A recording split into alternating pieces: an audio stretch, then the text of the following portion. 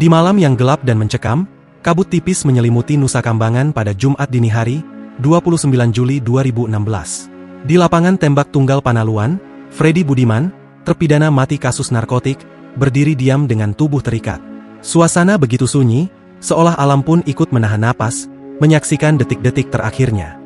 Para algojo bersiap di posisi, sementara Freddy melantunkan doa terakhirnya dengan suara yang hampir tak terdengar. Saat aba-aba diberikan, senapan-senapan dikokang, menciptakan bunyi yang menggigit di tengah keheningan malam. Dalam hitungan detik, suara letusan senapan memecah udara, menggema di pulau yang dingin.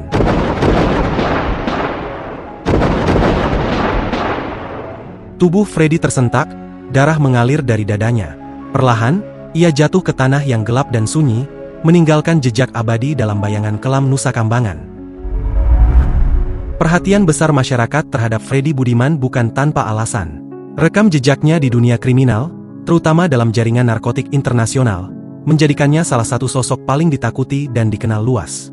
Ia memimpin operasi besar yang menyelundupkan narkoba dalam jumlah yang luar biasa, menghancurkan banyak kehidupan. Penangkapannya mengungkap skema peredaran narkoba yang melibatkan berbagai pihak, bahkan aparat penegak hukum, yang semakin memperkuat posisinya sebagai figur kontroversial. Inilah yang membuat publik terus memantau perjalanannya hingga saat-saat terakhir.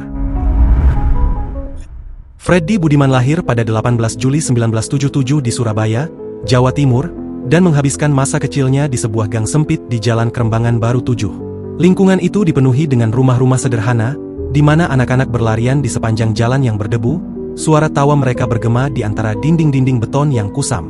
Freddy kecil, dengan senyumnya yang ramah, selalu menjadi pusat perhatian teman-temannya.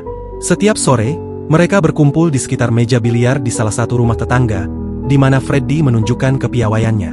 Benturan bola-bola biliar yang bersuara nyaring, disertai dengan tawa dan obrolan santai, menjadi rutinitas. Meski mereka sering nongkrong hingga larut malam, bermain biliar dan sesekali minum minuman keras, suasana tetap terasa ringan. Tak ada perjudian, tak ada narkoba. Freddy, yang waktu itu masih polos, adalah bagian dari pergaulan yang akrab dan penuh canda tawa. Namun, perlahan, bayangan gelap mulai mengintai di kejauhan. Tidak ada yang menyangka bahwa bocah yang dahulu akrab dengan suasana santai Gang Kerembangan, akan terjerumus dalam dunia narkoba yang kelam, dan nasibnya membawa Freddy jauh dari kehidupan masa kecilnya yang sederhana.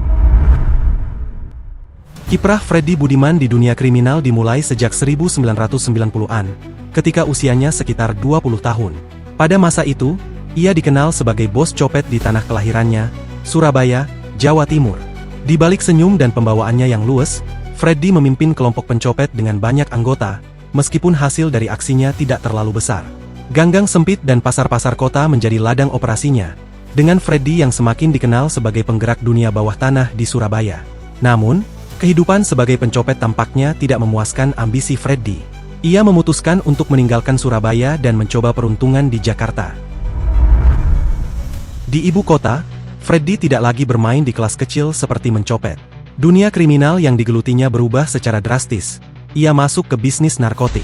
Dengan kecerdasan dan koneksinya, Freddy cepat menanjak di jaringan narkoba internasional, menjadikannya salah satu pemain besar dalam peredaran narkoba di Indonesia, meninggalkan jauh bayangan masa lalu sebagai bos pencopet di jalanan Surabaya.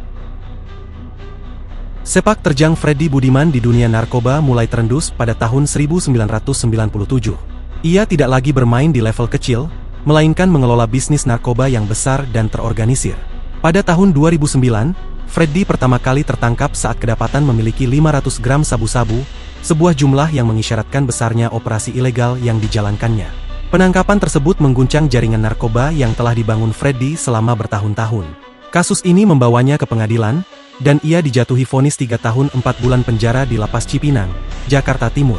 Meskipun tertangkap, hal ini hanya sementara meredam sepak terjang Freddy, yang di kemudian hari semakin mendalam dalam jaringan narkoba internasional. Penjara tak membuat Freddy Budiman jera.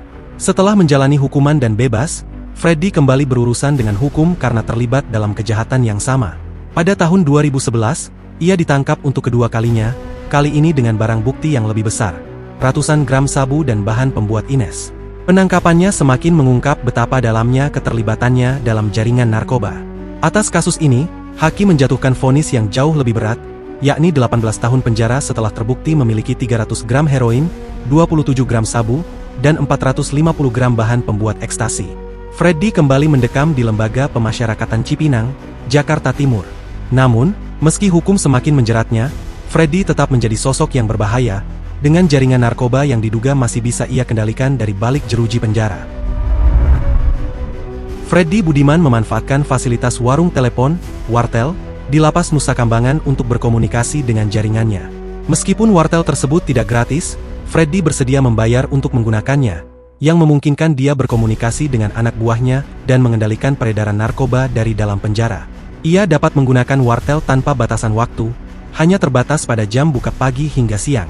Dari wartel ini, Freddy merekrut anggota baru dan melakukan transaksi, termasuk berkomunikasi dengan anak buah yang mendekam di lapas lain, seperti Cipinang dan Salemba, serta dengan jaringannya di Belanda.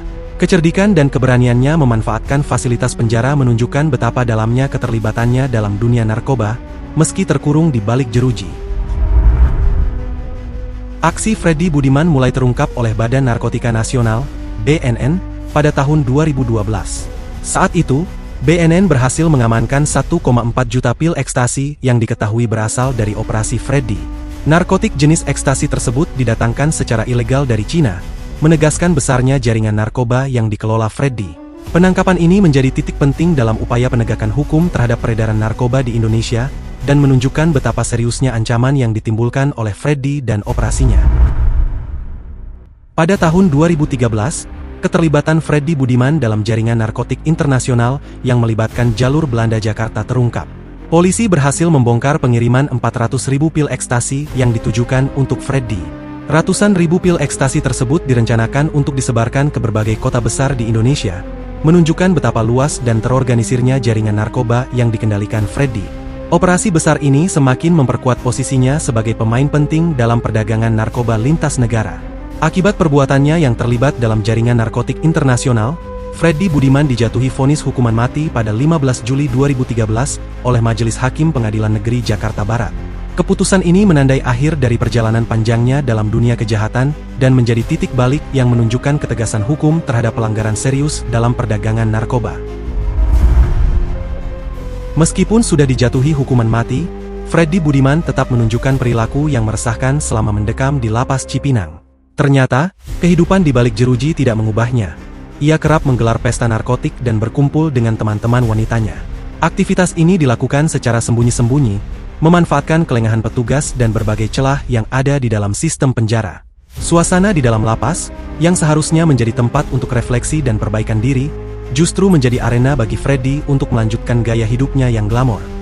Freddy, yang dikenal sebagai sosok karismatik, mampu menarik perhatian banyak orang, sehingga kumpulan ini seringkali berlangsung dengan banyak pengunjung, baik dari kalangan narapidana maupun pihak luar yang berhasil menyusup masuk. Keterlibatannya dalam pesta narkotik menunjukkan betapa dalamnya pengaruh dan jaringan yang masih bisa ia kendalikan, bahkan di dalam penjara. Walaupun hukum telah menjeratnya, Freddy seolah tak peduli akan konsekuensi lebih lanjut. Perilaku ini menggambarkan betapa sulitnya untuk memutus siklus kehidupan yang telah mengikatnya, bahkan ketika hidupnya tergantung pada keputusan hukuman mati yang telah ditetapkan. Karena kabar tentang aktivitas ilegalnya, Freddy Budiman dipindahkan ke Lapas Nusa Kambangan, Cilacap, Jawa Tengah, pada 30 Juli 2013. Namun, meskipun berada di penjara yang dikenal ketat, Freddy tetap berhasil menggerakkan peredaran narkotik dari dalam selnya. Pindah ke Nusa Kambangan seharusnya menjadi langkah yang menegaskan kontrol hukum, tetapi bagi Freddy, itu justru menjadi tantangan baru untuk mempertahankan kekuasaan dan jaringan yang telah dibangunnya. Pada April 2015, ia mulai diduga menjadi otak di balik produksi narkotik jenis baru yang dikenal sebagai CC4. Ini adalah sebuah langkah besar dalam operasi narkobanya, di mana CC4 menjadi salah satu barang jualan utama. Freddy tidak hanya terlibat dalam distribusi, tetapi juga dalam produksi narkotik, yang menunjukkan betapa luasnya jaringan yang masih bisa ia kendalikan. Anak buahnya, yang setia dan terlatih, diketahui telah menyulap sebuah pabrik konveksi di Cengkareng, Jakarta Barat, menjadi pabrik narkotik berkapasitas tinggi. Pabrik ini dirancang dengan cermat untuk memproduksi CC4 dalam jumlah besar, memenuhi kebutuhan jaringan narkoba yang dikendalikan Freddy. Dengan memanfaatkan berbagai cara untuk menyelundupkan bahan-bahan baku ke dalam pabrik, mereka berhasil menghindari pengawasan pihak berwajib. Keberhasilan Freddy dalam mengendalikan operasi ini, meskipun terkurung, menunjukkan betapa sulitnya menghentikan siklus peredaran narkoba. Bahkan dari dalam penjara, pengaruh dan kecerdikannya membuatnya tetap menjadi salah satu pemain kunci dalam perdagangan narkoba di Indonesia. Hal ini menciptakan tantangan besar bagi aparat penegak hukum yang berupaya menumpas peredaran narkoba dan memutuskan jaringan kriminal yang telah mengakar kuat. Petugas kembali memperketat pengamanan terhadap Freddy Budiman dengan memindahkannya ke tahanan Mabes Polri dari April hingga Mei 2015. Langkah ini diambil untuk mengawasi aktivitasnya secara lebih intensif dan mencegahnya berkomunikasi dengan jaringan luar. Setelah beberapa waktu, ia sempat dipindahkan ke Lapas Salemba pada Juni 2015. Namun, karena khawatir akan kemampuannya untuk mengendalikan peredaran narkoba dari dalam penjara, pihak berwenang akhirnya memutuskan untuk menahannya di Lapas Gunung Sindur, Bogor. Di sana, pengamanan ditingkatkan lebih ketat lagi, menciptakan lingkungan yang lebih aman untuk mencegah Freddy melanjutkan aktivitas kriminalnya. Sejak mendekam di Lapas Gunung Sindur, Freddy Budiman terlihat mengalami perubahan yang mencolok dibandingkan dengan penampilannya yang dulu. Ia yang sebelumnya dikenal sebagai sosok yang glamor dan berani kini tampil lebih rapi dan terawat. Penampilan ini tidak hanya terlihat dari pakaian yang dikenakannya, tetapi juga dari sikap dan tingkah lakunya sehari-hari. Freddy mulai menunjukkan ketertarikan yang lebih besar terhadap kegiatan keagamaan. Ia sering terlihat menghabiskan waktu untuk beribadah, membaca buku-buku agama, dan mengikuti berbagai kegiatan keagamaan yang diadakan di lapas. Perubahan ini menarik perhatian para narapidana lainnya, dan beberapa bahkan menganggapnya sebagai inspirasi untuk memperbaiki diri. Lingkungan di Lapas Gunung Sindur, yang lebih kondusif untuk refleksi dan introspeksi, tampaknya mempengaruhi cara pandangnya terhadap hidup. Meskipun masa lalu kelamnya tidak dapat dihapus, Freddy tampak berusaha untuk mencari jalan baru dan mungkin merasakan penyesalan atas keputusan-keputusan yang telah dibuatnya. Perubahan ini menimbulkan spekulasi di kalangan petugas dan narapidana lainnya. Beberapa menganggapnya sebagai upaya untuk mendapatkan simpati atau pengurangan hukuman, sementara yang lain melihatnya sebagai upaya tulus untuk menebus kesalahan. Apapun alasannya, transformasi Freddy menjadi sorotan, menciptakan suasana yang berbeda di dalam penjara, di mana refleksi dan pertobatan mulai mengambil alih kekuasaan yang pernah ia miliki. Namun, meskipun ada perubahan positif dalam diri Freddy, hal itu tidak menghalangi penuntasan kasus yang membelitnya. Namanya santer disebut-sebut sebagai salah satu terpidana yang akan dieksekusi mati dalam gelombang kedua, namun, kabar tersebut ternyata tak terbukti, karena Freddy berhasil lolos dari eksekusi tersebut setelah mengajukan permohonan peninjauan kembali, PK, atas kasusnya ke Mahkamah Agung. Setahun berlalu, Freddy menerima kabar pahit ketika permohonan PK-nya ditolak. Selain itu, gerasi yang ia ajukan juga dimentahkan, menandai akhir dari harapan untuk mendapatkan keringanan hukuman. Penolakan ini menjadi momen penting dalam hidupnya, mengingat ia harus menghadapi kenyataan bahwa nasibnya kini berada di tangan hukum tanpa ada lagi peluang untuk mengubahnya. Usai penolakan tersebut, Freddy dipindahkan kembali ke Lapas Batu, Nusa Kambangan. Di sana, ia melanjutkan hidupnya dalam bayang-bayang eksekusi yang terus mengintai. Suasana mencekam menyelimuti harinya, menyadarkan Freddy bahwa waktu yang tersisa semakin menipis. Hingga akhirnya, ajal menjemputnya pada Jumat dini hari, 29 Juli 2016. Mengakhiri perjalanan hidup yang penuh liku dan kontroversi. Sebelum dieksekusi, Freddy Budiman menyampaikan pesan penting kepada kuasa hukumnya, Untung Sunaryo. Ia berharap agar saat meninggal nanti, jenazahnya dapat disemayamkan di Surabaya. Kota ini dipilih sebagai lokasi peristirahatan terakhir karena Surabaya adalah tempat kelahirannya, di mana ia menghabiskan masa kecil dan membangun banyak kenangan. Keinginan ini mencerminkan kerinduan Freddy terhadap kampung halamannya, meskipun hidupnya diwarnai oleh tindakan kriminal dan penyesalan. Surabaya menjadi simbol dari perjalanan hidupnya, tempat di mana segala sesuatu dimulai dan berakhir, meskipun tidak dengan cara yang diharapkannya. Di malam yang kelam dan penuh ketegangan, tim dokter yang ditugaskan untuk menangani eksekusi Freddy Budiman bersiap di tempat yang seakan terasing dari dunia. Bayangan gelap menjelajahi sudut-sudut ruangan, waktu seolah melambat, menambah rasa mencekam di udara. Saat titik tembak ditempelkan pada tubuh Freddy, suasana semakin tegang, membuat setiap orang di sekitar merasa terjebak dalam kengerian. Baju putih yang dikenakan Freddy kontras tajam dengan titik tembak hitam, menciptakan gambaran mengerikan tentang nasibnya. Kepalanya ditutup, bukan hanya untuk melindungi dari rasa sakit, tetapi juga untuk menyembunyikan ekspresi terakhir yang bisa membuat para saksi merinding. Dalam kegelapan, tim dokter dan petugas bersenjata merasa seperti berada di ambang jurang, siap menyaksikan peristiwa yang bisa mengguncang jiwa siapapun. Suara langkah berat para petugas yang bersiap mengambil posisi, diiringi oleh lirihnya doa dari para pemuka agama, menambah suasana yang menakutkan. Setiap detik terasa menyesakan, dengan keraguan dan ketakutan mengisi hati mereka yang hadir.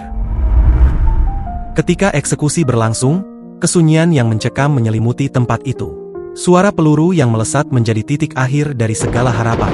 Dalam sekejap, hidup Freddy berakhir, dan kegelapan menyelimuti tempat itu, membawa serta semua ketakutan yang tak terungkap. Dalam suasana dingin dan sunyi itu, tim dokter bersiap menyiapkan peti dan kain kafan, melakukannya dengan rasa berat yang tak tertahankan, seolah mereka sedang menyiapkan seseorang untuk perjalanan terakhir yang tak terhindarkan. Setelah eksekusi, suasana terasa semakin menakutkan. Kain kafan yang bersih dan peti yang dingin tampak seperti penjara baru bagi jiwa yang telah pergi. Bayangan Freddy seakan masih bergentayangan di antara mereka, membuat bulu kuduk berdiri. Pendekatan terakhir kepada Freddy dilakukan dalam ketegangan yang mengerikan. Dengan suara bergetar, Ustaz berusaha menenangkan, namun suara mereka seperti teredam oleh kengerian yang mengisi udara. Setiap doa terasa hampa, seolah tidak mampu menyelamatkan jiwa yang terperangkap dalam kegelapan. Ketika kondisi kesehatan terpidana diperiksa kembali, semua yang hadir merasakan beratnya kenyataan. Malam ini, di tempat ini, jiwa telah dibawa pergi. Setelah eksekusi selesai, jenazah akan diserahkan kepada pihak keluarga, menandai akhir dari sebuah kisah kelam yang akan membekas selamanya dalam ingatan semua yang terlibat. Kengerian malam itu akan terukir dalam jiwa mereka, menjadi sebuah bayangan yang sulit dihapus. Keinginan Freddy akhirnya terkabul. Setelah timah panas menerjang tubuhnya, jenazahnya dibawa ke Surabaya, tempat di mana semua kegelapan dimulai. Perjalanan menuju kota itu terasa mencekam, dipenuhi ketegangan dan beban berat dari dosa-dosanya. Sesampainya di pemakaman, suasana menjadi semakin tegang. Kerumunan berdiri, menyaksikan peti mati yang membawa kisah kelam Freddy. Angin berhembus kencang, seolah alam pun merasakan kehadiran jiwa yang telah pergi. Freddy terbaring di bawah tanah, dikelilingi bayangan masa lalunya, menjadi pengingat akan siklus kehidupan yang tak terhindarkan. Kini, ia hanya bagian dari kisah kelam yang akan selalu dikenang sebagai peringatan akan kegelapan yang menggerogoti jiwa manusia.